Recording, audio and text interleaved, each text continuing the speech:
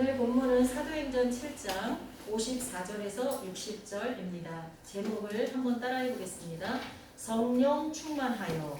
성령 충만하여. 아멘. 오늘 본문의 내용은 초대교회 7 집사 중에 한 분인 스데반 집사가 순교하는 장면이고요. 거기에 서 있던 사울이라는 사람은 나중에 다메섹 도상에서 예수님을 만나고 이방인 전도에 앞장서고 그 다음에 신약의 성경 신약의 상당 부분을 쓰게 되는 사도 바울을 말합니다. 여러분 왜 교회에 나오십니까?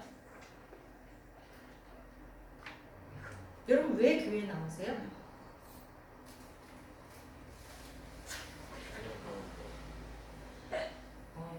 교회는 하나님께서 예수님을 머리로 그리고 우리를 몸으로 해서 하나로 세우신 공동체이기 때문입니다.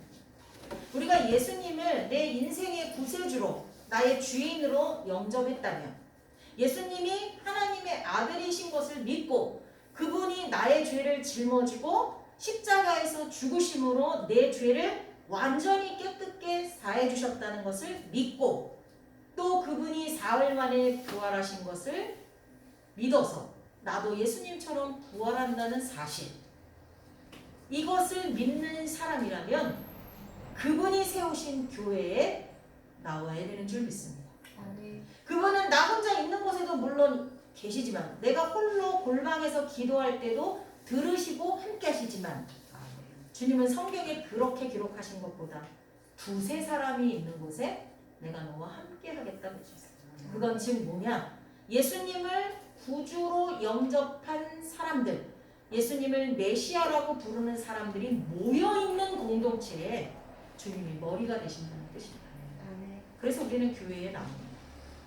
무교회주의자들도 있습니다. 교회가 필요 없다. 특히나 지금같이 온라인 예배가 많은 데는 그냥 온라인으로 예배드리고 헌금으로 계좌 이체하는 것, 이게 괜찮다라고 말하는 사람도 있습니다.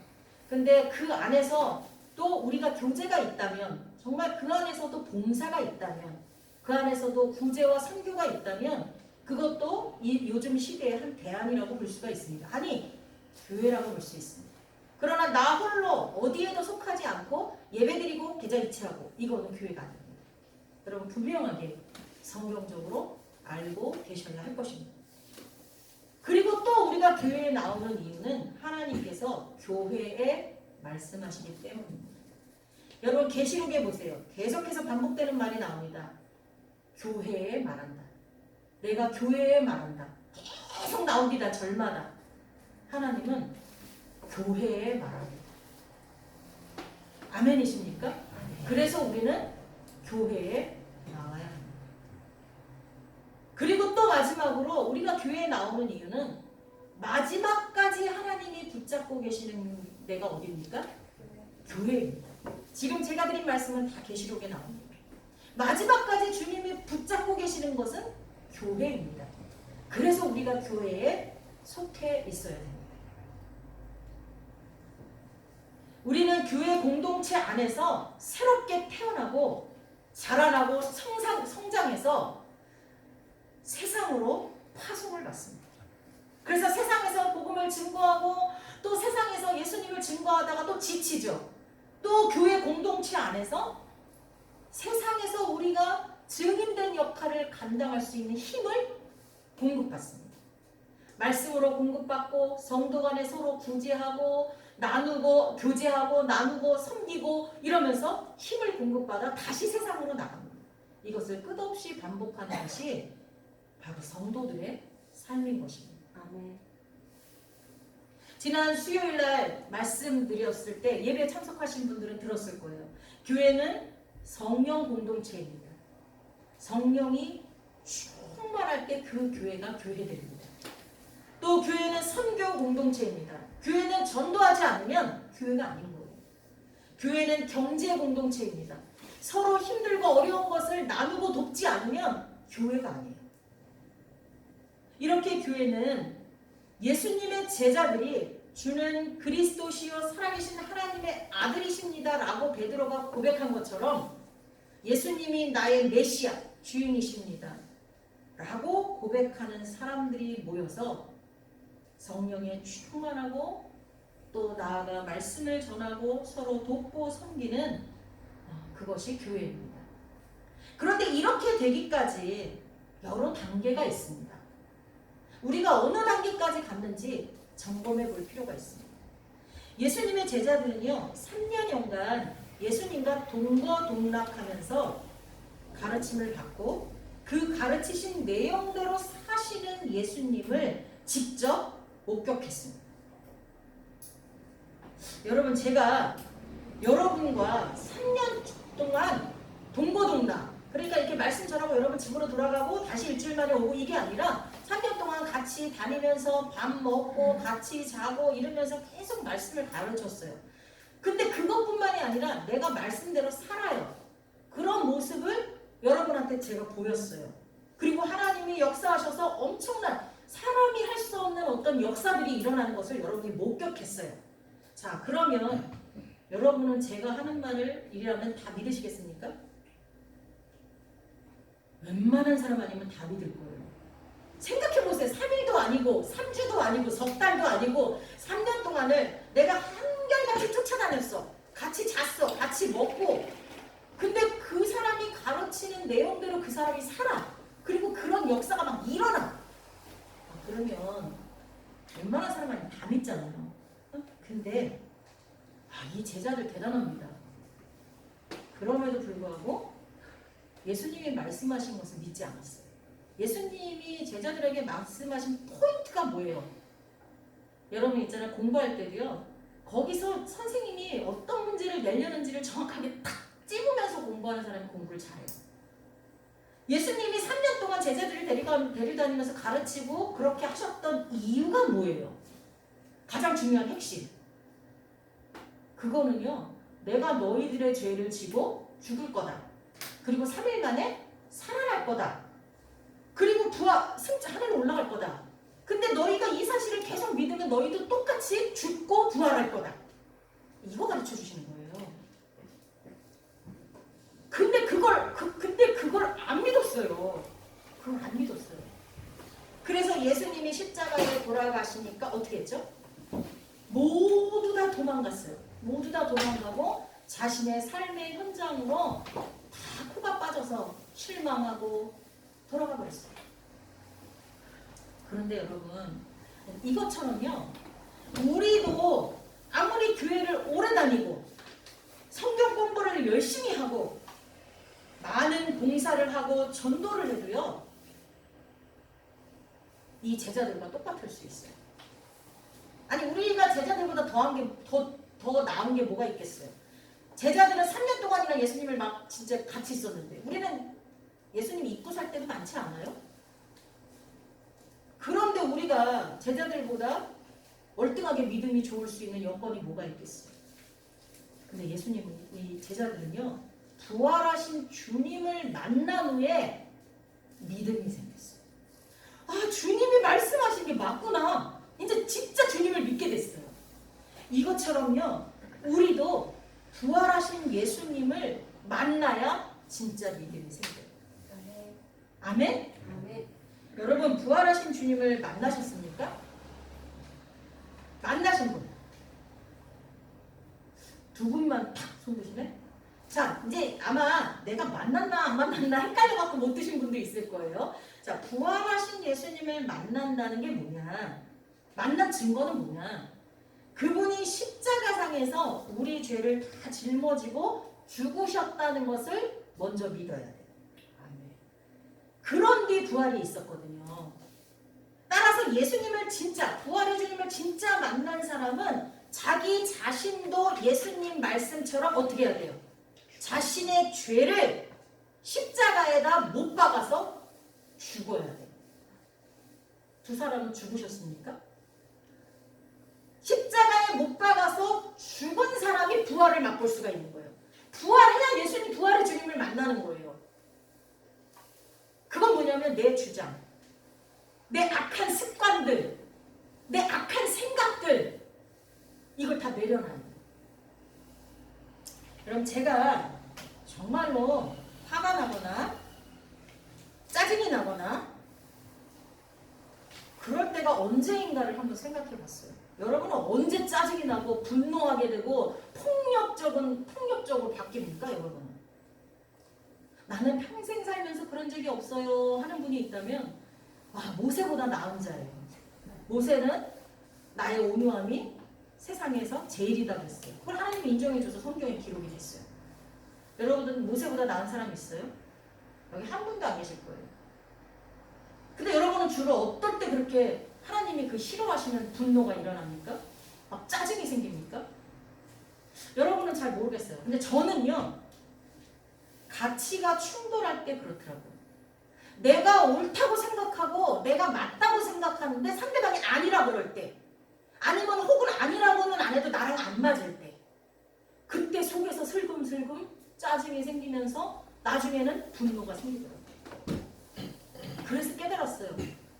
내가 십자가에 못 박아야 될 거는 내 가치구나. 내 삶의 경험에서 우러난 나의 모든 지식과 모든 가치구나. 여러분 생각해보세요. 여러분이 가지고 있는 지식과 가치는 진리가 아닙니다.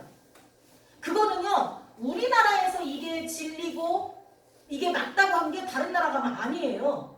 아니, 거기까지 갈 필요도 없어. 우리 집에서는 맞는 게 다른 집에 가면 아니야. 결혼해서 왜 부부가 신혼초에 많이 싸우는 줄 아세요? 삶의 습관이 달라. 이쪽 집에서는 이게 맞다고 하면서 자랐어. 근데 이쪽 집에서는 이게 맞다고 하면서 자랐어. 둘이 안 맞아. 그래서 많이 싸우는 거예요. 아니, 가정과 가정뿐만이 아니라요, 가족들끼리도 그래. 부모가 맞다는 거를 자식은 안 맞대. 저희 집에서요, 참 이렇게 스트레스 많이 받는 게, 저희 엄마는요, 처음에 오셔서 지금 한 4년째, 5년째 저희 집에 이제 같이 사시는데, 2017년 6월부터 같이 사시니까, 근데 오셔서 제일 스트레스 받는 몇 가지가 있었는데요. 애들이 다 불을 켜고 자거든요. 우리 집은 불을 좀 켜고 자는 편이에요. 지금은 아니지만. 근데 저희 어머니는 도저히 이해할 수가 없는 거예요. 전기를 어떻게 그렇게 낭비하냐 이거예요. 그리고 요즘 젊은이들은 모든 코드 같은 거 안 뽑죠. 잘 안 뽑잖아요. 근데 어머니 세대는 그게 안 돼요. 그리고 사실 실질적으로 TV에서도 이 박사들이 나와서 코드를 꽂아놨을 때랑 아닐 때랑 1년치를 계산하면 상당히 많은 금액의 전기료가 나간대요. 그러니까 어머니 세대는 아끼는 세대잖아요. 다 뽑아야 돼요. 또 휴지도 마찬가지고 하여튼 집에 있는 모든 걸 아껴. 근데 우리의 자녀들은 다른 집의 자녀들보다 흡프다는 뜻이 아니라 그냥 그 세대들이 쓰는 평균이 있어요. 그러니까 할머니 세대랑 이 손주들 세대랑 안 맞는 거야. 너무 안 맞는 거야.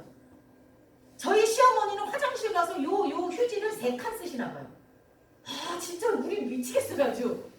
그 정도로 아끼세요. 근데 저는 딱 중간 세대죠. 그러니까 엄마한테는 엄마, 요즘 애들은 안 그래. 그냥 엄마가 좀 참어. 또 이쪽에 자녀들에게는 야, 좀 아꼈어. 너무 갈등이었어요. 근데 여러분, 이게 옳고 그름의 문제일까요? 아, 저는 옳고 그름의 문제라고 생각했어요. 근데 제가 이제 막 헷갈리는 거예요. 왜냐면 중간에 껴갖고 엄마 세대가 옳은가? 얘네 세대가 옳은가? 막 헷갈린 거예요. 처음에는 엄마 세대 쪽이었죠. 왜냐면 저희 세대까지는 엄마 세대하고 많이 비슷했어요. 엄마 세대 쪽에 저는 속했었죠. 그래서 막 아이들에게 화가 나고 막 왜 내가 애들을 잘못 키웠나 이런 생각도 들고 막 그랬었어요. 근데 어느 날 이건 복음하고는 상관이 없어요. 물론 아끼는 부모 세대가 아직도 저는 맞다고 생각을 해요. 우리나라 물자가 별로 없잖아요.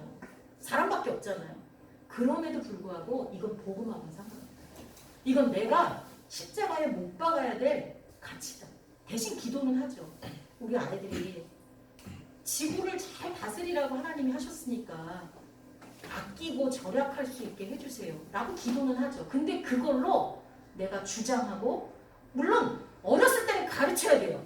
어렸을 때는 진짜 내가 알아야 될 모든 것은 유치원에서 알았다 있잖아요. 책 가르쳐야 돼요.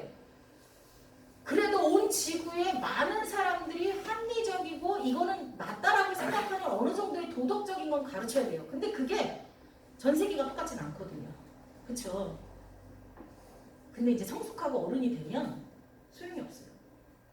제가 말씀하고 빗나가서 한 가지만 더 얘기하면, 제가 대학원 때요, MDB 과정 말고 또 석사 과정 다른 이제 기독교 윤리를 배울 때 3명이 같은 과였어요. 기독교 윤리가. 교수님 앉아 계시고 테이블에 저랑 앞에 저보다 나이 조금 더 드신 여자 목사님이랑 옆에 아직 목사 안수를 못 받은 젊은 남자 전도사님이랑 이렇게 하는데 이렇게 둘이 나란히 앉고 앞에 여자 목사님 앉으셨어요. 근데 이 옆에 젊은 전도사님이 노트북을 딱 빼놓고 수업을 하는 거예요. 근데 수업을 하면서 카톡, 이게 소리는 안 나지만 카톡이 오면 카톡에 대답 다 하고 네이버 검색 다 하고 이러면서 수업을 하는 거예요. 나 미치겠더라고요. 몇백씩 내면서 수업을 하고 교수님이 바로 여기 옆에 앉았는데 어떻게 나는 교수님을 쳐다보고 눈동자가 한 번도 움직이지 않고서 교수님을 쳐다보면서 공부를 하는데 어떻게 이게 딴짓을 다 하면서 공부를 할까. 애가 둘씩이나 있는 애 아빠가. 그것도 나중에 목사가 돼갖고 성도들을 리더하고 지도해야 될 사람이 이해를 할 수가 없었어요. 그래서 6개월 동안 속으로 그 사람 미워했어요. 아니 저런 사람들이 와서 공부를 하다니 왜 막 그랬어요. 6개월 있다 못 참겠는 거예요. 2학기가 됐을 때 교수님한테 살짝 가서 물어봤어요. 교수님 옆에 그 전사님 딴짓하는 거 다 아시죠? 안 돼. 근데 왜 아무 말씀도 안 하세요? 기독교 윤리학과인데. 아니 근데 제가 앞에 뭐라 그랬냐면 아니 이렇게 나이도 있고 애 아빠고 배울 만큼 배우고 MD를 과정 석사 다 과정 다 마친 사람인데 이런 사람이 어떻게 저렇게 매너 없이 저럴 수가 있어요? 막 이렇게 얘기했더니 교수님이 그런 거예요. 유 목사님이 말씀하신 것에 답이 있다고. 그만큼 배운 사람, 애들도 있는 사람, 나이도 있는 사람, 전도사. 그 사람이 그러는데 내가 왜 간섭하냐고. 그걸 스스로 결정할 수 있는 정도의 수준인 사람이 앉아서 그러는데 그럼 그 사람 몫이지. 이게 윤리라고. 이러시는 거예요. 그래서 그 다음 학기는 내가 이해하려고 많이 노력을 하고 한 학기가 지나간 다음에 내 성질이 있어서 마지막 3학기 때는 전도사님한테 안 되겠다 이러다 아직도 미움이 다 안 가시는 거예요. 이 사람이랑 같은 학과인 게 싫은 거예요. 그래서 전도사님 사실 내가 이렇고 이래서 당신을 미워했었다. 그리고 이렇다라고 얘기를 했더니 그분이 옆에서 그렇게 신경 쓰시는지 몰랐어요. 몰랐대요. 그러면서 죄송하다고. 근데 저는 두 분이 저를 왕따 시키는 것 같아서 한 학기 동안 힘들었어요. 그런 거예요. 그래서 그때 기독교 윤리 4학기 하면서 참 많은 걸 깨달았거든요. 여러분 있잖아요. 부활의 주님을 만났다는 건요. 내가 죽었다는 거예요. 죽지 않고는 살지 못해요. 여러분 내 육체만 죽어갖고 부활하는 그것만 가르치려고 예수님이 부활하신 거 아니에요. 내가 산속에서 그랬잖아요. 내 십자가를 지고 나를 따르라 그랬잖아요. 내 십자가를 지고 나를 따르라는 건요. 내가 죽는다는 뜻이거든요. 여러분은 그 십자가에 뭘 박으시겠습니까? 뭘 못 박아서 죽으시겠습니까? 여러분 아직도 내가 팔팔하게 살아있다면 김장 때 배추에다가 소금을 잔뜩 넣고 절여놓죠. 아침에 그거를 이제 씻으려고 보면요. 희한하게 배추가 다 살아나요. 다 살아나. 진짜 지독하더라고요. 얼마큼 소금을 넣고 얼마만큼 시간을 있어야 이게 죽는지 살아나요. 우리도 그래요. 죽은 듯한데 어느 시간이 딱 되면 다시 내가 살아나. 이건 아직 부활의 주님을 제대로 못 만나. 온전히 부활의 주님을 만나면 자기 자신을 철저하게 십자가에 못 박게 된다는 것을 우리는 깨달아야 됩니다. 이런 사람은 흔들리지 않는 믿음을 갖게 됩니다. 여러분의 믿음이 흔들리고 있다면 그건 아직 부활하신 주님을 만난 게 아니에요. 그러나 이런 믿음만으로는 주님 오시는 날까지 버티기 힘듭니다. 넘어지게 돼 있어요. 마귀들은요, 이런 굳건하지 못한 믿음, 굳건한 믿음이라고 우리가 착각하는 이런 믿음들도 흔들어서 무너뜨리려고 합니다. 근신하라, 깨어라, 너희 대적 마귀가 우는 사자와 같이 두루 다니며 삼킬 자를 찾나니. 그럼 어떻게 해야 될까요? 예수님처럼 하시는 거예요. 예수님처럼. 요한복음 14장 10절 내가 아버지 안에 거하고 아버지는 내 안에 계신 것을 내가 믿느냐? 주님 말씀하셨어요. 내가 너희에게 이르는 말은 스스로 하는 것이 아니라 아버지께서 내 안에 계셔서 그의 일을 하시는 것이라.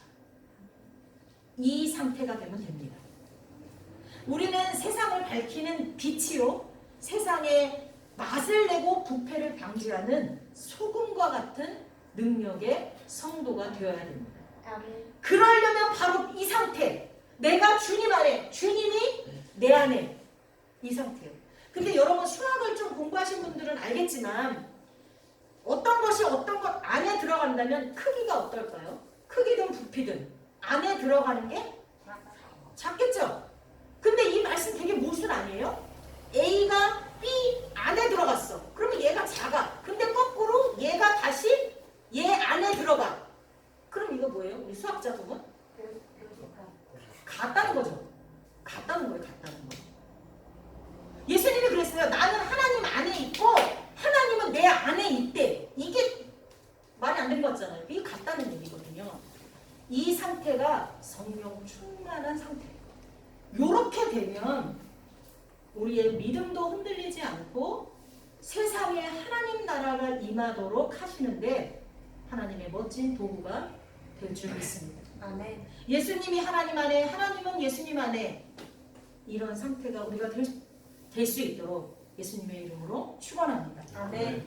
예수님은 부활하셔서 40일 동안 여러 차례 제자들에게 나타나셨어요. 그래서 만나도 주시고 이렇게 만나 주시기도 하고 밥상을 차려서 제자들에게 먹이게 하시기도 하고 의심 많은 도마에게는 옆구리에 창자국과 못자국을 만져보기도 하고 이러면서 당신이 부활하신 것을 제자들이 믿게 하셨어요. 확실하게. 그리고 난 뒤에 승천하시기 직전에 주님께서 이런 명령을 하셨습니다. 어떤 명령이냐면 사도와 함께 모이사 그들에게 분부하여 이르시되 예루살렘을 떠나지 말고 내게서 들은 바 아버지께서 약속하신 것을 기다리라. 예루살렘을 떠나지 말고 아버지가 약속하신 것을 기다리래요. 이 약속하신 것이 뭘까요? 성령이에요. 그래서 그들은 예수님의 분부대로 예루살렘을 떠나지 않고 예루살렘에 있는 마가의 다락방에 모여서 성령을 기다리면서 기도하다가 드디어 오순절날 불같은 성령을 받게 됩니다. 그래서 그들은 각 나라의 방언으로 지금 우리가 방언하는 친구들이 있죠. 여기 많죠, 성도님들. 근데 방언할 때 우리는 그 방언이 지금 현재 사용되는 언어로 하는 사람은 많지 않아요. 내가 일본말로 막 방언하는 것 같아. 내가 중국말로 막 방언하는 것 같아. 근데 실제로 그 말들이 현재로 사용되진 않아요. 근데 그때 제자들의 방언은 실제로 각 나라에서 사용하는 언어들이었어요. 그렇게 방언을 하게 돼요. 역사가 일어나는 거죠. 호령이 하늘로부터 급하고 강한 바람 같은 소리가 있어 그들이 많은 온 집에 가득하며 마치 불의 혀처럼 갈라지는 것들이 그들에게 보여 각 사람 위에 하나씩 임하여 있더니 그들이 다 성령의 충만함을 받고 성령이 말하게 하심을 따라 다른 언어들로 말하기 시작합니다. 지금도 일어납니다. 성령 세례를 받은 이들은 이제 드디어 권능을 받았어요. 부활하신 예수님을 만나는 것만으로는 부족해요. 그거는요 우리에게 믿음을 줘요. 부활하신 주님을 만나면 믿음이 생겨요. 근데 그걸로는 담대하게 나가서 목숨을 걸고 복음을 증거할 수 없어요. 여러분 부활하신 예수님 만나고 난 뒤에 제자들 어떻게 했어요? 또 자기 생업하러 갔어요. 근데 생업하러 갔어요. 그리고 예수님이 찾아가서 밥상도 다 차려주셨어요. 근데 그들은 그때까지 어떤 뚜렷한 변화가 없었어요. 근데 예수님의 마지막 명령에 따라 마가의 다락방에 모여서 길을 쓰고 기도하다가 성령을 받은 뒤에 그들은 다 변했어요. 완전 다 변했어요. 사도행전을 읽어보세요. 사람들이 싹 다 변해요. 그래서 결국 초대교회는 큰 부흥을 하게 됩니다. 많은 사람이 구원을 받게 됩니다. 베드로가 말씀을 전하면 막 3,000명, 몇천 명씩 막 몰려듭니다. 다른 제자들도 마찬가지입니다. 여러분 성령 세례를 받으셨습니까? 성령 세례는 딱 한 번입니다. 성령 세례를 몇 번씩 받는 거 아니에요. 딱 한 번 받습니다. 근데 성령 세례를 받고 멈추면 여기서 또 멈추면 안 됩니다. 성령 세례를 받은 사람은 담대히 복음을 증거하고 순교의 자리까지 나아가지만 거기서 멈추면 또 우리는 유혹을 받습니다. 성령 세례를 받은 많은 제자들 중에 두 사람만 예를 들면 사도 바울은 로마서 7장 24절 25절에서 이렇게 고백합니다. 오호라 나는 곤고한 사람이로다. 이 사망의 몸에서 누가 나를 건져내랴. 우리 주 예수 그리스도로 말미암아 하나님께 감사하리로다. 그런즉 내 자신이 마음으로는 하나님의 법을, 육신으로는 죄의 법을 섬기노라. 여러분 보세요. 사도 바울은 다메섹 도상에서 부활하신 예수님 만나고요. 성령 세례도 받아왔고요. 눈이 감겨졌던 게 맹인이 눈도 떴어요. 예수님을 보고 난 뒤에 눈이 멀었었거든요. 근데 눈도 떠지고요. 성령을 받았어요. 그리고 그가 얼마나 복음을 왕성하게 전하는지 몰라요. 각국으로 다니면서. 근데 그런 그도 마음으로는 하나님의 법을 쫓는데 육신으로 그게 안 된다고 한탄을 한다는 거예요. 우리는 육신을 입고 있는 동안 마음과 몸이, 생각과 행동이 일치하지 않는 때를 너무 많이 경험하게 됩니다. 여러분 안 그렇습니까? 내 마음으로는 하나님 말씀대로 살려고 하는데 내 입술이 불평을 하고 있어요. 내 마음으로는 정말 하나님 말씀에 순종하고 싶은데 내 행동이 이미 잘못되고 있어요. 악한 습관들이 나를 주장하고 있어요. 어제는요 제가 회개했어요. 우리 가족들을 한 사람 한 사람 보니까 어떤 사람은 술에 취해 있고, 어떤 사람은 여자에 취해 있고, 어떤 사람은 게임에 취해 있고, 어떤 사람은 TV에 취해 있고. 우리 가족만 얘기하는 게 아니에요. 우리 모든 성도들의 상태를 얘기하는 거예요. 우리 모든 성도들의 상태. 하나님 앞에 회개했어요.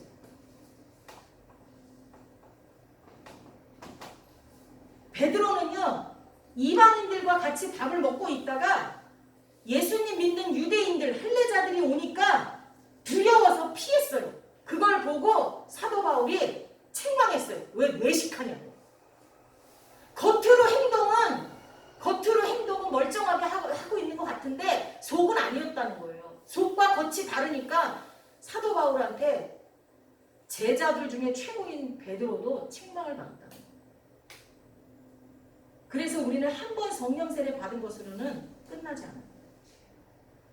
계속 성령 충만해야 합니다. 생물이 계속 흘러나와서 넘쳐야지만 그 물이 흘러 내려가면서 많은 생물을 살리고 바위를 깎고 그러고도 강이 되고 바다가 되기 때문입니다. 오늘 본문에 나오는 스데반이 그랬습니다. 스데반은 초대교회 때 세워진 7 집사 중에 한 사람입니다. 스데반은 복음을 전파하다가 성 밖으로 끌려나가서 돌에 맞아서 숨진 사람입니다. 근데 그때 성령이 충만해서 하늘이 열리고 예수님께서 하나님 보좌 우편에 서신 것을 보았다라고 기록하고 있습니다. 근데 그 얘기를 하니까 자기가 지금 보면서 그 얘기를 하는데도 사람들은 그를 끝까지 돌로 쳐서 죽여요. 여러분, 성령 충만한 사람은 세상에서 미움을 받을 수밖에 없습니다. 성령 충만한 사람은 세상 사람과 삶이 같지 않습니다. 저도 성령 충만을 잃어버렸어요. 내 안에서 흘러넘치던 내 배에서 생수의 강처럼 흘러넘치던 그 성령이 마르고 말라 쫄쫄 흐르는 것만 같습니다. 그러면 그건 능력이 없어요.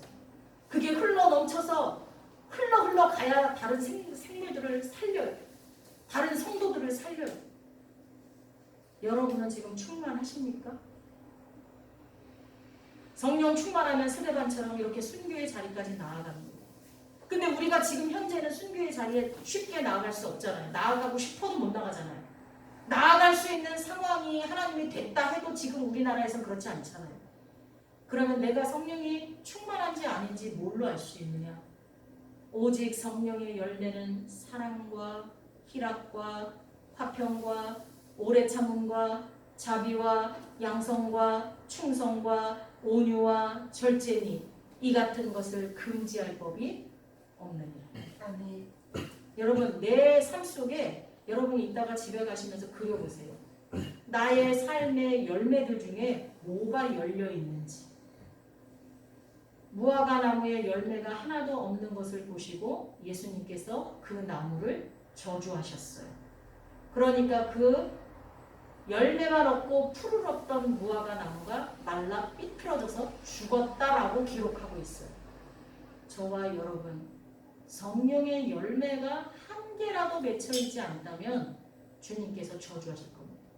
우리는 말라 죽게 돼 있어요. 이미 우리는 성령 세례를 받은 사람도 있고 아직 받지 못한 사람도 있지만 주님 앞에 나와 예배하는 자들, 하나님이 찾으시는 자들이 좀 있습니다. 하나님 앞에 예배할 때 하나님 앞에 성령을 구하시기 바랍니다. 여러분, 성령은 주님이 주시는 선물입니다. 선물은 받는 사람이 결정하는 것이 아니라 주는 사람이 결정합니다. 그래서 성령은 내가 결정할 수 있는 게 아닙니다. 하나님이 임의로 주시고 싶은 사람에게 주십니다. 아멘. 자, 그러면 우리한테는 아무 선택권이 없습니다. 이거 어떻게 하면 좋습니까? 근데 너무나 다행인 건 주님께서 뭐라고 말씀하셨냐면요, 구하라고 하십니다. 아멘.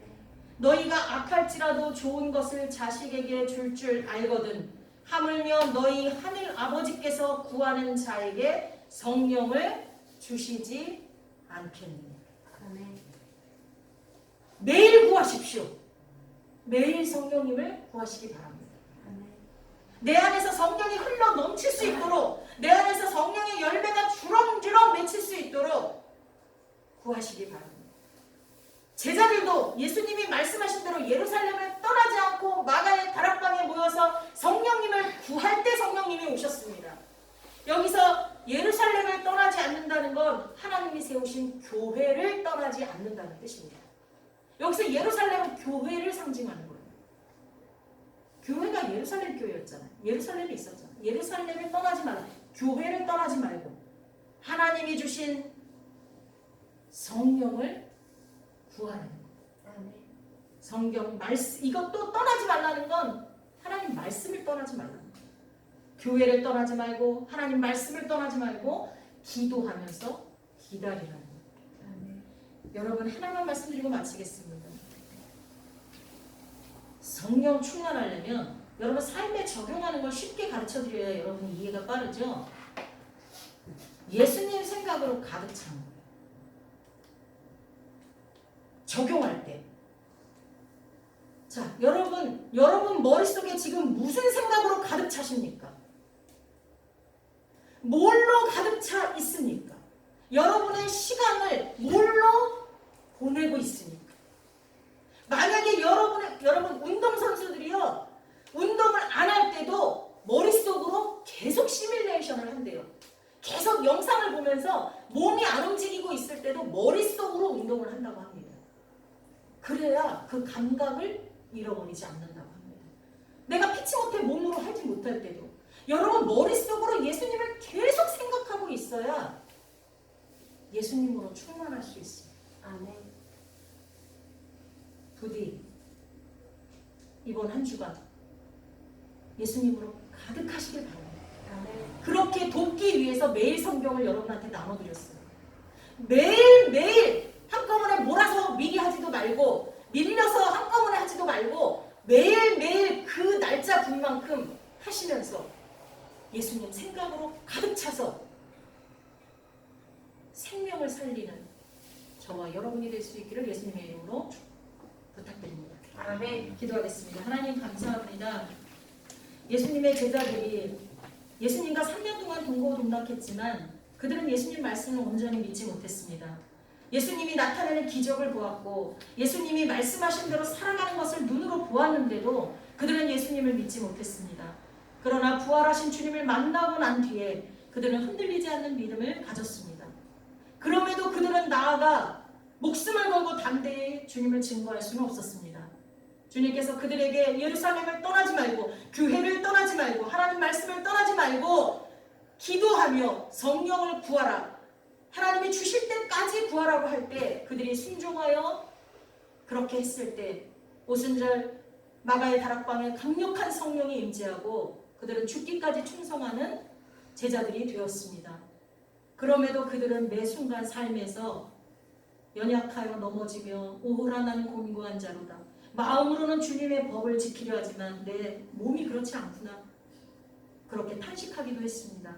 하나님, 성령이 내 안에서 끊임없이 충만하게 차오를 수 있도록 하나님 앞에 간구하는 저희를 되게 하여 주옵소서. 아멘. 한 주간 예수님 생각으로 가득 찬 고랑되어 예수님이 내 안에 계시다, 내 앞에 계시다, 나를 지켜보고 계신다 라는 생각으로 한 주간을 승리할 수 있도록 도와주옵소서. 아멘. 예수님의 이름으로 기도하옵나이다. 아멘.